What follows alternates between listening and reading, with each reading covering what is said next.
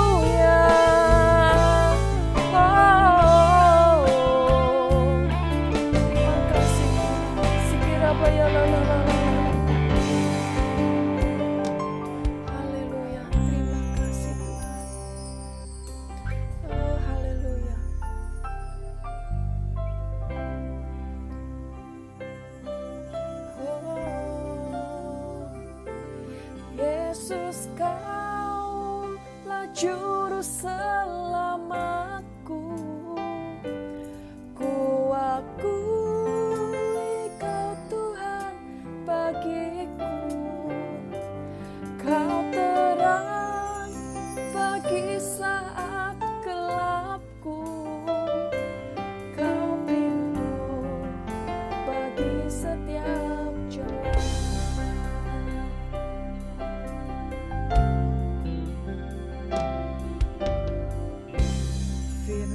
Jadi manusia,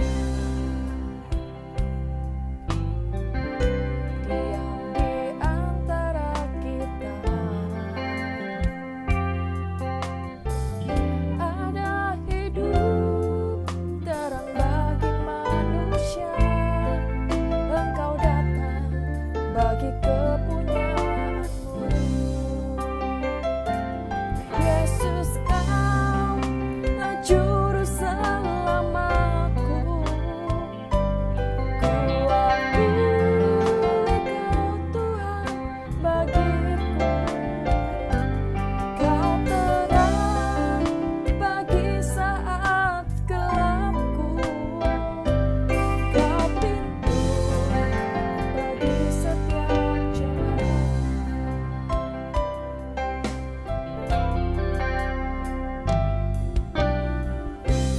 Firman jadi manusia,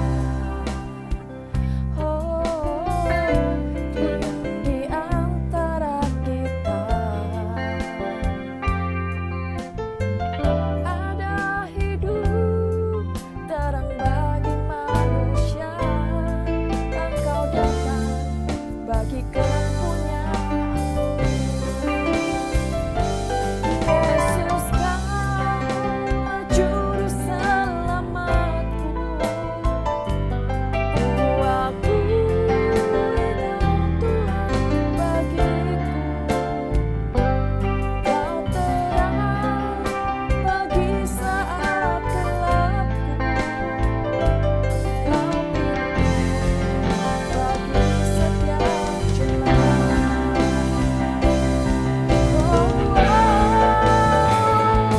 Yesus, Kaulah juru selamatku. Ku akui Kau Tuhan bagiku. Kau terang bagi saat gelapku. Kau pintu bagi setiap jalan. Yesus, Kaulah juru selamatku. Ku akui Kau Tuhan bagiku. Kau terang bagi saat gelapku. Kau pintu bagi setiap jalan. Kau pintu bagi setiap jalan. Kau pintu bagi setiap jalan.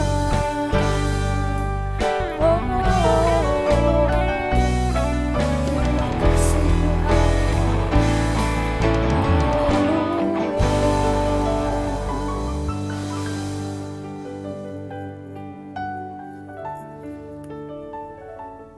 Terima kasih Tuhan, kami sudah memuji memuliakan-Mu. Sekarang kami siap mendengarkan firman-Mu Tuhan. Di Di dalam nama Tuhan Yesus kami berdoa. Amin. Shalom Bapak Ibu Saudara yang terkasih dalam Kristus Yesus. Apa kabar? Saya senantiasa berdoa kita semua dalam keadaan baik, sehat, sukacita, serta tetap terus semangat. Kita mengucap syukur kepada Tuhan karena hari ini kita telah masuk di minggu kedua di bulan Desember, tepatnya di tanggal 13 Desember tahun 2020.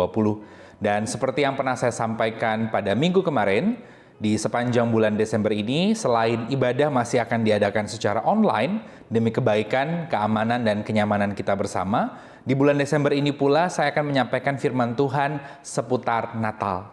Supaya kita boleh sama-sama belajar dari kebenaran firman Tuhan tentang sebuah peristiwa indah di mana Tuhan telah turun, datang menjadi manusia dengan cara dilahirkan di kandang domba 2000 tahun lalu yang hari ini kita kenal dengan nama Natal.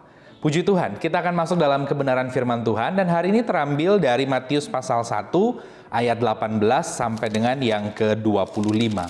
Kalau minggu kemarin saudara yang ingat, firman Tuhan terambil dari Matius pasal 1 ayat 1 tentang silsilah Yesus Kristus, maka hari ini masih di pasal yang sama dari Injil Matius, tetapi natsnya berbeda, ayatnya dari 18 sampai 25. Judulnya di Alkitab ialah Kelahiran Yesus Kristus. Dan saya akan membaca semuanya untuk Bapak Ibu Saudara, karena poin-poin yang saya bahas terambil dari ayat-ayat di dalamnya.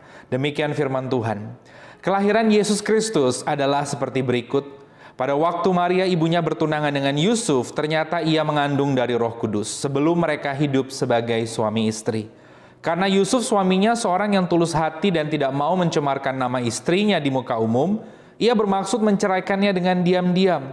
Tetapi ketika ia mempertimbangkan maksud itu, malaikat Tuhan nampak kepadanya dalam mimpi dan berkata, "Yusuf anak Daud, janganlah engkau takut mengambil Maria sebagai istrimu, sebab anak yang di dalam kandungannya adalah dari Roh Kudus. Ia akan melahirkan anak laki-laki dan engkau akan menamakan dia Yesus, karena dialah yang akan menyelamatkan umatnya dari dosa mereka."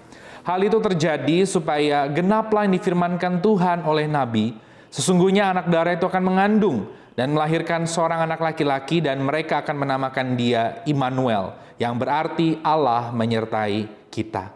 Sesudah bangun dari tidurnya, Yusuf berbuat seperti yang diperintahkan malaikat Tuhan itu kepadanya. Ia mengambil Maria sebagai istrinya, ayat 25 terakhir, tetapi tidak bersetubuh dengan dia sampai ia melahirkan anaknya laki-laki dan Yusuf menamakan dia Yesus. Terpujilah Tuhan kita, Yesus Kristus. Nah, saudara terkasih dalam Tuhan Yesus, hari ini di minggu kedua di bulan Desember dengan tema Natal, saya ingin bagikan buat kita semua tentang mujizat di sekitar peristiwa Natal. Kalau minggu kemarin saya bagikan bahwa Natal itu berbicara tentang menjadi alat Tuhan menggenapi rencananya. Ya betul, karena peristiwa Natal itu adalah rancangan Tuhan sejak lama dan Tuhan memakai banyak orang menjadi alat untuk menggenapi rancangannya tersebut. Maka hari ini saya mau bagikan Natal itu juga bicara tentang mujizat. Ya, kita semua tahu jelas bicara tentang mujizat. Bagaimana tidak? Tuhan turun dari sorga menjadi manusia. Di sorga itu tempat yang tinggi, mulia, agung. Dia mau merendah menjadi manusia yang terbatas, terikat ruang dan waktu. Dan bukan hanya itu, dia memilih dilahirkan di kandang domba yang hina di sebuah desa yang bernama Bethlehem. Jadi jelas ini berbicara tentang mujizat. Kalau kita tengok di Kamus Besar Bahasa Indonesia, kata mujizat itu memiliki arti dari kata Arab ya, mujizat adalah sesuatu yang terjadi di luar keadaan normal. Jadi kalau sesuatu terjadi di luar keadaan normal, sepertinya normalnya tuh semestinya tidak seperti itu adalah mujizat. Dan Natal bicara tentang mujizat. Hari ini pun saya mau bagikan, paling tidak ada 4 peristiwa mujizat yang terjadi di sekitaran Natal, yang hari ini kita mau sama-sama pelajari dan pesannya apa buat saudara dan saya di bulan Desember di tahun ini tentang Natal. Mari kita lihat yang pertama. Yang pertama sama-sama kita perhatikan di ayat yang ke-18, demikian firman Tuhan. Kelahiran Yesus Kristus adalah seperti berikut. Pada waktu Maria ibunya bertunangan dengan Yusuf, ternyata ia mengandung dari Roh Kudus sebelum mereka hidup sebagai suami istri. Jelas saudara kalimatnya, sebelum mereka hidup sebagai suami istri, Maria mengandung. Dan dia mengandung dari Roh Kudus. Jadi mujizat pertama yang terjadi di sekitaran Natal adalah ketika seorang manusia mengandung. sebelum hidup sebagai suami istri. Ini jelas mujizat. Karena kita semua tahu bahwa untuk seorang manusia, ya wanita mengandung itu harus melakukan hubungan suami istri dulu. Kita semua sudah dewasa. Dan ketika hubungan badan suami istri itu dilakukan, tentu sel sperma bertemu dengan sel telur, maka di situ mulailah terjadi pembentukan yang namanya kehidupan baru. Ada bayi kemudian di dalam kandungan, dan kemudian perempuan tersebut akan melahirkan bayi yang ada di dalam kandungannya. Itu adalah rentetan proses yang harus dilewati. Dan ketika Alkitab mencatat Maria dan Yusuf belum hidup sebagai suami istri, ini udah jelas Maria dan Yusuf belum tidur bersama, belum melakukan hubungan badan, tetapi Maria sudah mengandung. Saya katakan ini mujizat. Makanya Natal bicara tentang mujizat. Ini jelas-jelas mujizat. Dan supaya saudara tahu, ya ini bukan bayi siapa-siapa, ini adalah Tuhan sendiri. Makanya dikatakan mengandung dari Roh Kudus, Tuhan sendiri yang turun, dia pinjam kandungannya Maria, dia bernaung di situ, berubah wujud, dalam bahasa Indonesia bagusnya berinkarnasi menjadi manusia, kemudian keluar dari kandungan sebagai bayi Yesus. Kenapa Tuhan harus melakukan hal tersebut? Karena Tuhan mau menunjukkan dia memakai keluarga. Nah, nanti minggu depan kita bahas tentang keluarga. Tuhan bisa nggak sih turun dengan cara model seperti Superman? Bisa saja. Tetapi dia memilih turun lewat sebuah keluarga, yakni keluarga Yusuf dan Maria menjadi satu. Di sana lahir Yesus. Yesus turun memakai dua manusia ini. Itu artinya apa? Ini artinya Tuhan mau memakai keluarga. Dan kembali lagi karena kita berbicara tentang mujizat, ini jelas bicara tentang mujizat. Ilmu kedokteran jelas mengatakan kalau seseorang itu mengandung seorang wanita harus terjadi hubungan badan dulu, ya. Ya terserah kalau di luar sana bicara tentang bayi tabung ya, tapi intinya harus ada pertemuan dulu sel sperma dengan sel telur. Tidak mungkin tiba-tiba mengandung begitu saja. Tapi yang terjadi 2000 tahun lalu, Alkitab jelas mengatakan Maria belum hidup sebagai suami istri, dan nanti di ayat-ayat setelahnya seorang dara, artinya virgin, benar-benar perawan, bisa mengandung. Itu bicara mujizat karena Tuhan sendiri yang turun dan masuk ke dalam kandungannya, mengambil rupa seorang manusia berinkarnasi menjadi manusia. Lalu message-nya, pesannya buat kita yang hidup di 2000 tahun kemudian, di zaman sekarang ini apa? Pesannya adalah berarti bagi Tuhan tidak ada yang mustahil. Saya mau tekankan message-nya buat kita hari ini adalah bagi Tuhan tidak ada yang mustahil. Semuanya sangat-sangat mungkin bagi Tuhan. Tapi kalau Tuhan bilang tidak terjadi, ya tidak terjadi. Tapi kalau Tuhan mau katakan terjadi, terjadilah. Nothing is impossible, nggak ada yang mustahil buat Tuhan. Hari ini tanamkan di hatimu, taruh di pikiranmu bahwa nggak ada yang mustahil kok buat Tuhan. Jadi jangan pernah batasi cara kerja Tuhan dengan cara pikir kita yang sempit, dengan logika kita yang sempit. Terserah Tuhan, suka-sukanya. Tetapi masalahnya mau nggak Tuhan, itu balik lagi. Makanya kalau kita berdoa, tingkatan doa tertinggi itu adalah ya Tuhan jadilah kehendak-Mu. Bukan kehendak-Ku yang jadi. Sebab kehendak-Mu itu yang the best, yang terbaik. Kalau bicara mustahil tidak mustahil, bagi Tuhan tuh nggak ada yang mustahil. Makanya hari ini, di momen Natal ini, di bulan Natal ini, lewat poin pertama ini, kita diberikan pesan bahwa bagi Tuhan tidak ada yang mustahil. Kalau engkau hari ini berdoa, serahkan semua hasilnya ke tangan Tuhan. Buat Tuhan nggak ada yang mustahil kok. Tapi kalau dia mau bekerja, dia akan bekerja. Kalau dia bilang tidak, kita percaya bahwa itu tentu adalah jawaban yang terbaik. Saya ingat satu cerita tentang ada seseorang yang bersaksi bagaimana dia bekerja di sebuah kantor. Dan kantor tersebut sebenarnya menawarkan beasiswa S2 buat orang tersebut. Tetapi apa daya karena orang tersebut dia percaya Kristus, ya, dan tentu teman-teman yang lain yang tidak percaya kepada Kristus lebih didulukan, akhirnya dia tidak mendapatkan kesempatan untuk beasiswa tersebut. Dan dia diskusi dengan istrinya dan kemungkinan kayaknya tidak bisa deh dapat beasiswa S2. Ini beasiswa S2 ke luar negeri ya. Karena semua sudah diambil oleh teman-temannya yang kepercayaannya berbeda dengan dia karena diprioritaskan. Dia sudah sendiri minoritas, ya, dia tidak punya jabatan yang begitu tinggi, dia tidak bisa berbuat apa-apa. Tapi ketika dia menyampaikan kepada ibunya, ibunya berkata, "Sudah, andalkan Tuhan saja, sebab bagi Tuhan itu tidak ada yang mustahil." Dan menariknya satu ketika pada waktu itu dia baca di surat kabar, kali ini bukan dari pemerintah Indonesia tapi dari pemerintah Australia membuka program beasiswa S2 ke luar negeri khusus untuk orang-orang di wilayah Indonesia Timur. Gitu. Akhirnya dia mendaftar dan berbagai proses dilewati, dia lolos, saudara. Dan dia lolos, dia tercengang akan karya Tuhan bahwa Gak ada yang mustahil ya buat Tuhan. Kalau di mata manusia kayaknya dia gak mungkin. Dia bukan ada di jabatan yang diutamakan. Dia juga minoritas. Dia juga waduh tidak mungkin. Tetapi bagi Tuhan gak ada yang mustahil. Dan akhirnya setelah selesai S2, dia punya mimpi lagi untuk S3. Tapi akhirnya setelah sibuk dengan pekerjaan dan sebagainya, sudah mendekati usia pensiun, kelihatannya secara manusia mustahil. Nah kayak tadi, ya kan, mustahil. Udah mau pensiun masa mau dikasih beasiswa S3 buat apa? Biasanya dikasih beasiswa S3 itu ke luar negeri adalah orang-orang yang masih produktif gitu. Ya usia oke lah 30-an, 40-an, tapi kalau sudah mau 60 bagaimana? Ternyata Tuhan bekerja loh secara luar biasa. Tiba-tiba dia bisa dapat, saudara. Saya singkat ceritanya, beasiswa S3 ke luar negeri lagi. Kalau tidak salah ke Taiwan. Dan akhirnya dia pensiun dapat beasiswa untuk S3 ke luar negeri yang secara pemikiran manusia itu tidak mungkin. Karena apa? Karena sudah usia pensiun. Buat apa diberikan beasiswa padahal nanti setelah selesai juga akan pensiun dan tidak akan memberikan kontribusi apa-apa. Dan dia sangat bersyukur karena dia bisa mengecap pendidikan kembali di luar negeri dengan jenjang yang lebih tinggi S3 dengan biaya yang ditanggung semuanya. Ini semua adalah berkat Tuhan. Jadi di situ dia juga belajar bahwa bagi Tuhan tidak ada yang mustahil. Hari ini message-nya buat saudara dan saya, Natal bicara tentang mujizat. Yang pertama mujizatnya dicatat di Alkitab adalah ketika seorang perempuan mengandung padahal belum hidup sebagai suami istri. Dan pesannya buat kita hari ini, bagi Tuhan tidak ada yang mustahil. Itu yang pertama. Yang kedua, kalau kita perhatikan Bapak Ibu Saudara sama-sama di ayat yang ke-20.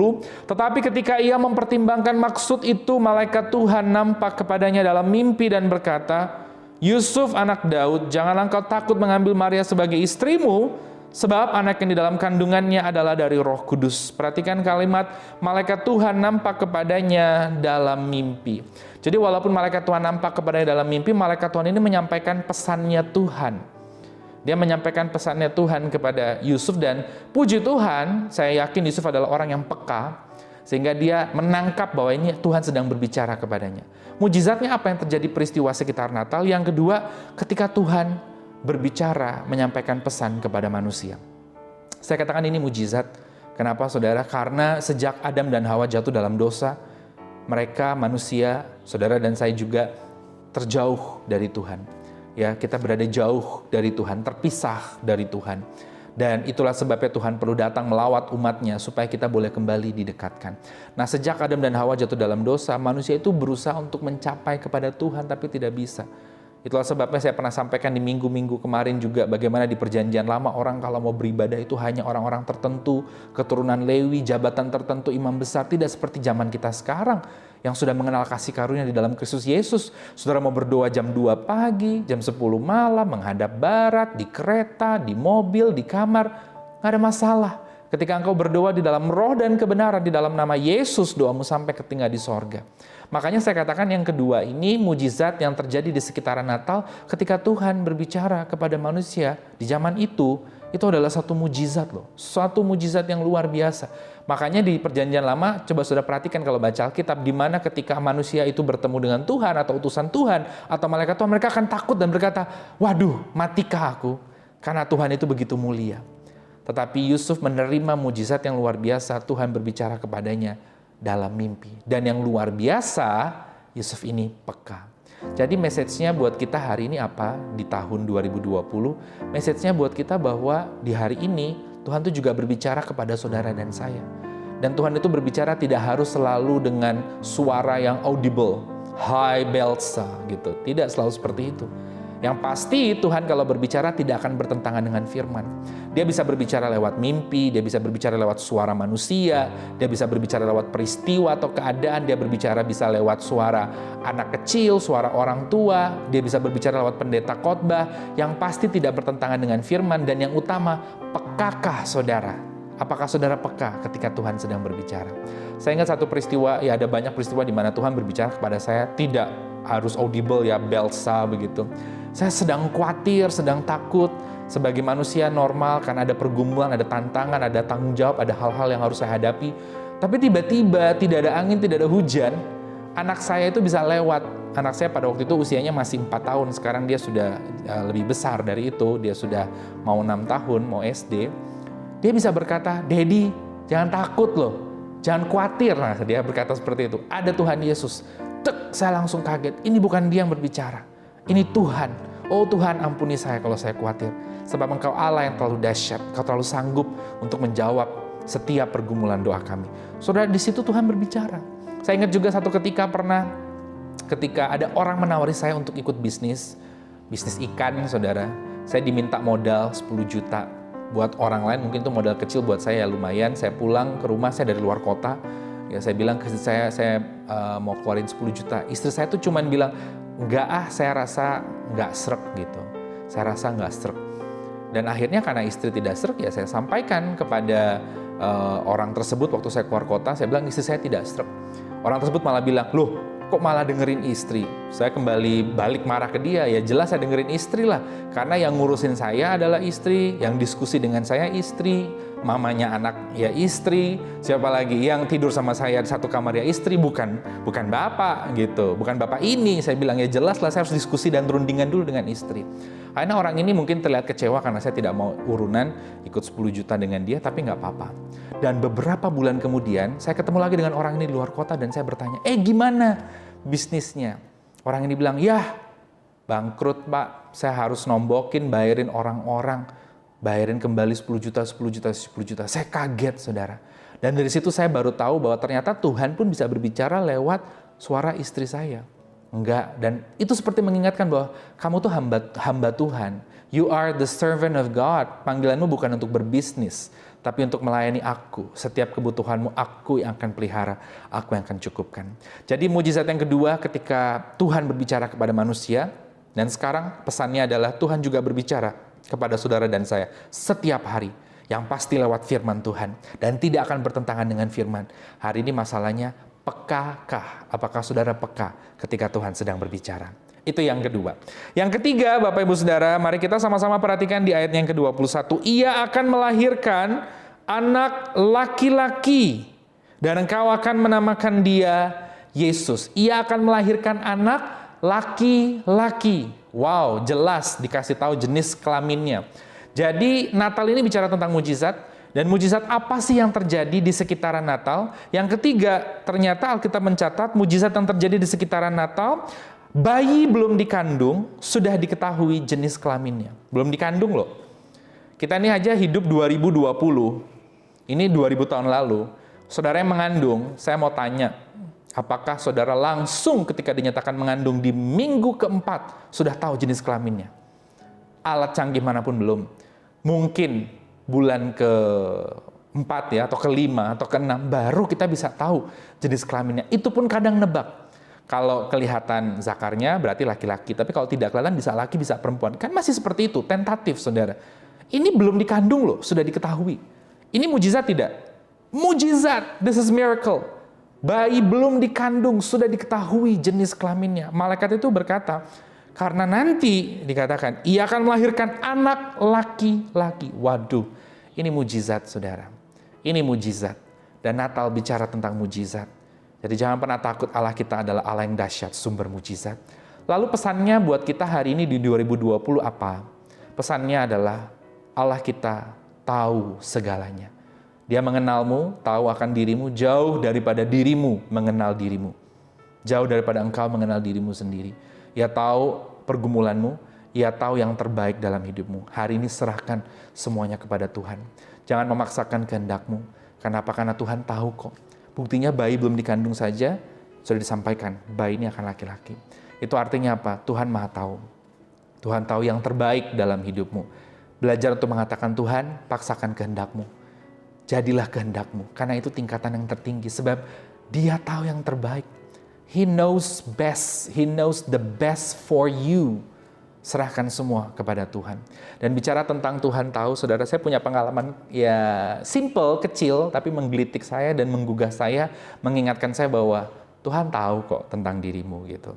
Suatu ketika saya di Surabaya, ini saya kan sekarang di Jakarta, sebelum pandemi, itu saya di Surabaya, saya tuh sudah lama nggak makan dengan istri dan anak. Anak saya waktu itu baru 1, ya. Terus saya bilang, ya aduh, aku pingin banget nih makan steak, udah lama gitu ya. Iya nanti kita atur waktu, karena memang waktu belum ada. Tuhan gimana sih, sempat dalam hati tuh seperti itu.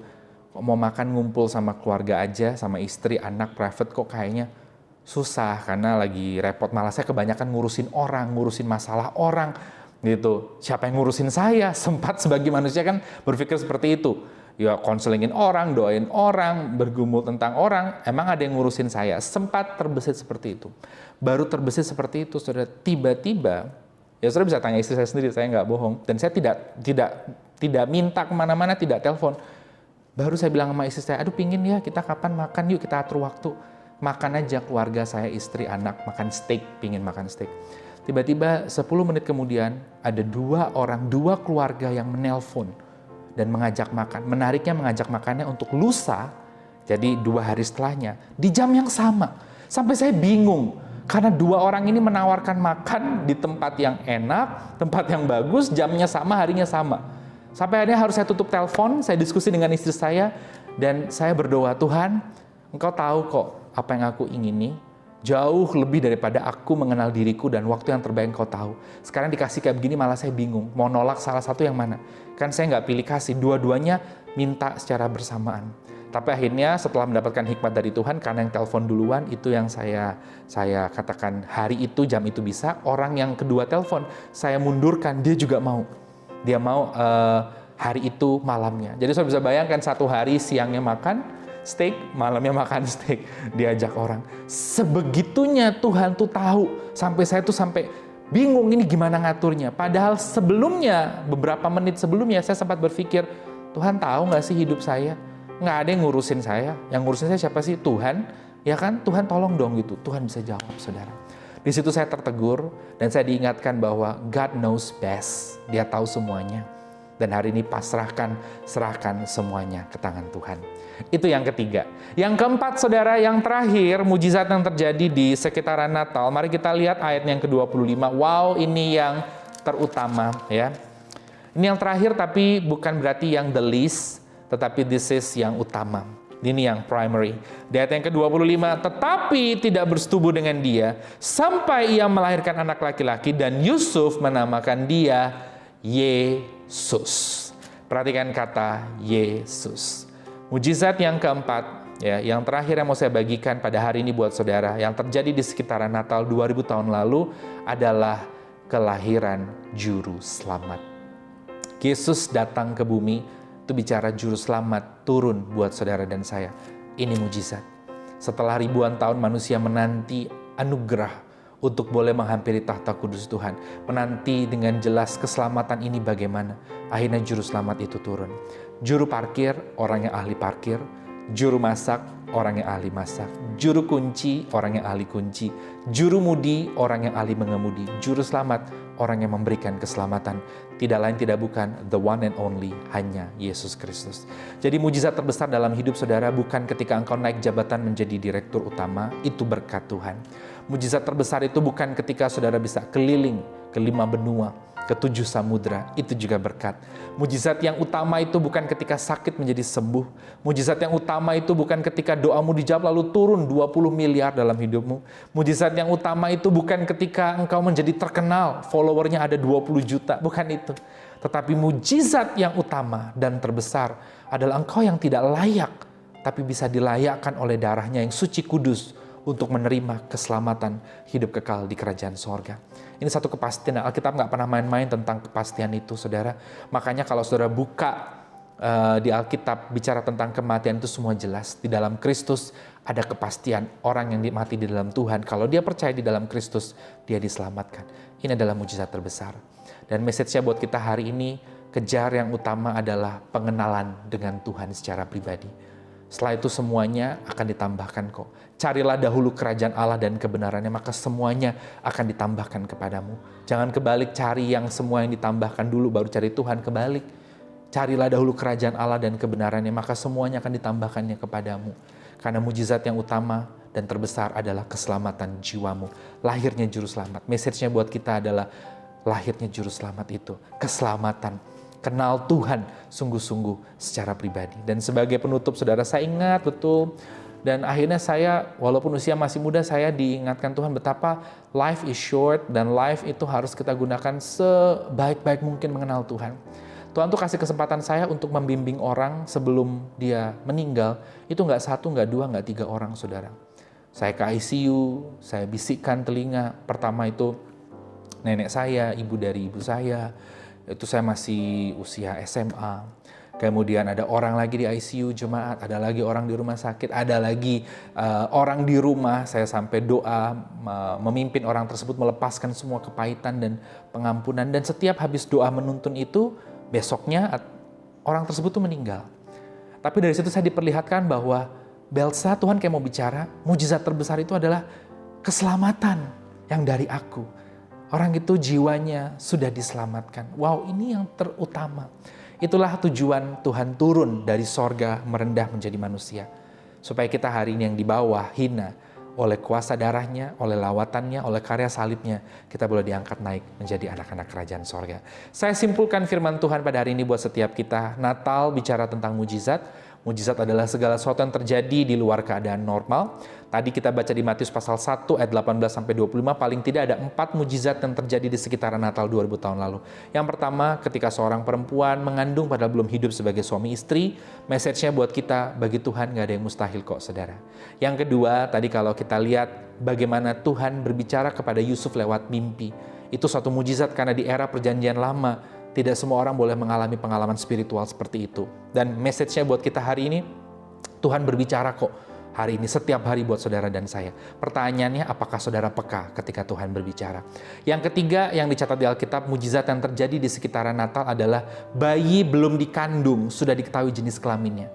Kita hidup di era modern 2020 saja, baru bulan ke-4 atau ke-5, bayi itu baru diketahui jenis kelaminnya.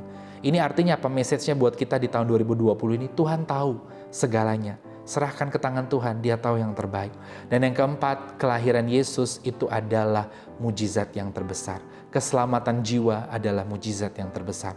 Hari ini carilah dahulu kerajaan Allah dan kebenarannya. Kenalah Tuhan secara pribadi, baru semuanya akan ditambahkan kepadamu.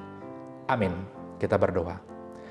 Terima kasih Tuhan untuk firman yang boleh dibagikan buat kami pada hari ini. Meteraikan di dalam nama Tuhan Yesus. Terima kasih di bulan indah ini, bulan Desember, di bulan Natal kami diingatkan bahwa Natal bicara tentang mujizat. Terima kasih Tuhan, kami percaya Engkau sumber mujizat. Meteraikan di dalam nama Tuhan Yesus setiap perkataan firman yang keluar dan biarlah kami hidup seturut dengan firman Tuhan. Hamba berdoa buat setiap orang yang menonton dan mendengar program ini, siapapun mereka, dimanapun mereka berada, lawatan Tuhan sanggup datang bagi mereka. Mereka boleh mengalami pemulihan, sukacita dan damai sejahtera. Sehingga Natal tahun ini boleh menjadi Natal yang sungguh-sungguh mengubahkan hidup mereka. Bukan hanya Natal rutinitas yang dijalani. Hamba juga berdoa bersama dengan jemaat bagi bangsa dan negara Indonesia diberkati. Penduduknya dari Sabang sampai Merauke diberkati. Wilayah geografisnya, kepulauannya, daerah-daerahnya semua diberkati. Pemimpin yang tertinggi dari Presiden Joko Widodo dengan jajarannya ke bawah. Para menteri TNI Polri, birokrat, gubernur, wali kota, bupati, semuanya diberkati. Kami berdoa buat orang-orang yang terdampak ekonominya karena pandemi ini. Para pengusaha, para karyawan, tenaga profesional. Mereka yang ada di garda terdepan dalam perjuangan melawan pandemi ini. Para tenaga medis dan relawan, Tuhan berikan perlindungan. Kami juga berdoa bagi gerejamu dan jemaatmu dimanapun berada. Secara khusus gereja Orang Beriman Kampus Surabaya dan jemaatnya. Setiap program dan kebutuhannya, Tuhan yang berkati, Tuhan yang cukupkan. Terima kasih Tuhan, kami serahkan hari ini dan hari-hari ke depan ke dalam tangan Tuhan. Dan kami mau terima berkat Tuhan sebelum kami akhiri ibadah kami pada hari ini. Mari saudara angkat kedua tanganmu, arahkanlah pandangan hatimu ke hadapan Tuhan dan terimalah berkat Tuhan. Kasih dari Allah Bapa di sorga, penyertaan cinta dan damai sejahtera Shalom dari Tuhan Yesus Kristus, serta persekutuan yang manis dengan Allah Roh Kudus menyertai kita semua hari ini sampai Maranatha. Dalam nama Tuhan Yesus, haleluya, amin.